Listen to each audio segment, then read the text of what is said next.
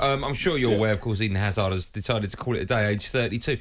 How much of a great... You would have been on the pitch with him, I'm sure, quite a few times. What was he like to play, not alongside, but, up against? And what was it like to see such a wonderful player who was so gracious on the ball as well? What was it like to be on the same field as someone like that?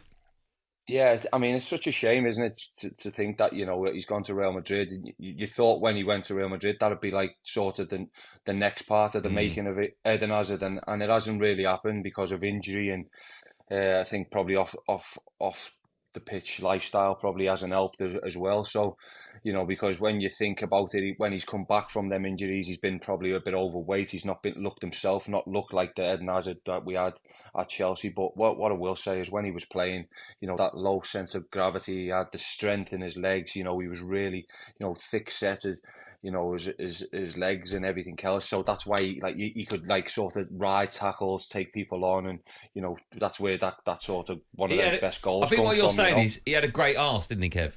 Yeah. Yeah, I was very impressed with it. No, but we were talking about players with so much skill that had great arses. For argument's sake, like him, like Jack Wilshere. I'm not connecting them all, but like Maradona. Yeah. There's a lot of players that had a low centre of gravity and quite big glutes. Yeah. And the thighs and everything else, because they've got to be, and the way they take the knocks, they've got to be able to get the balance back, and the way he used to do it. And he some of the best years in the Premier League history, what he's been a part of, and some of the best goals. And it's sad that at 32 he's decided to bow out. If I'm in all honesty, because I believe that someone of his calibre of play could play at the top level for plenty more years. And look, it's a shame, but he's decided it, and we've all got to accept it. But I wouldn't be surprised if we get a sort of little bit of a reverse on that in the next 6 months to a year. What you think he won't actually retire? Why do you say that? I just think is he going West Ham? Wait, is that? Are you getting Harry Maguire and Eden Hazard? Bit of breaking news there. Well, I just think that he's I think at 32, he's just put out there that he's retired. And how many times? Remember when Scholes, he done it, and then he got a phone call from Sir Alex, and it was like, oh yeah, I will come back. I don't know. I think something like that could happen with Eden Hazard, because someone's probably willing to give him the opportunity to go, come in and play for us for 6 months, and would you have if he's fit and ready to go. I'd have the Eden Hazard of Chelsea at West Ham, definitely. Yeah, I'm sure if he wanted to come and trial, would be willing to.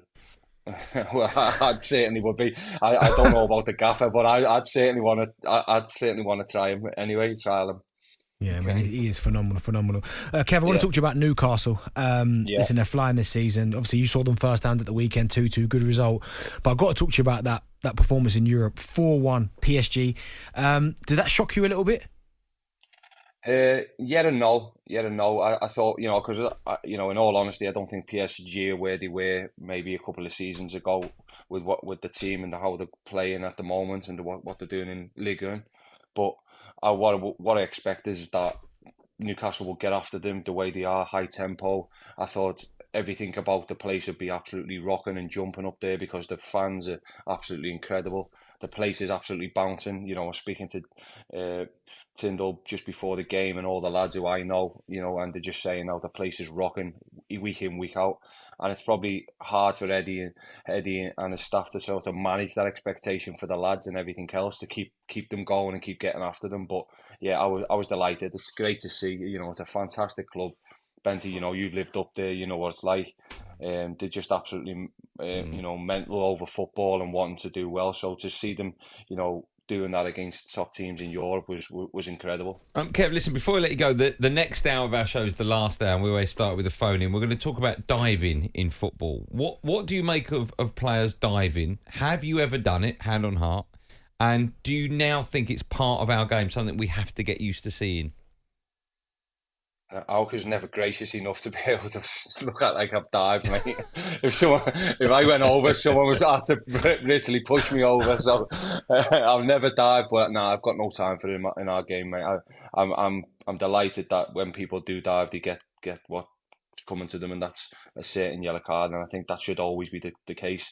Once anyone's dived, I feel that it's just got to be a yellow card right away. I don't think there's ifs and buts. If he's tried to cheat the referee, then he should just get a yellow card straight. Even if he's already got a yellow to a red, because I think that bad of it, really. Okay. You know Benty did it against Jersey Dudek? No, I did not. Have you seen that? No, I didn't. I didn't.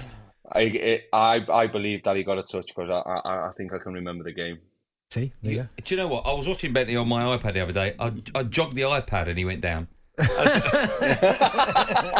That's how much of a touch it was. I was like, well, Benny, we didn't get up.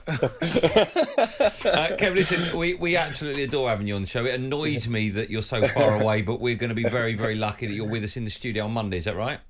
Yeah, I'm open, so mate. Yeah, I think that's what we've scheduled in anyway. So yeah, I'm looking forward to seeing you guys again, mate. Okay, and we'll talk about Harry Maguire. Any news on that? Is he still coming?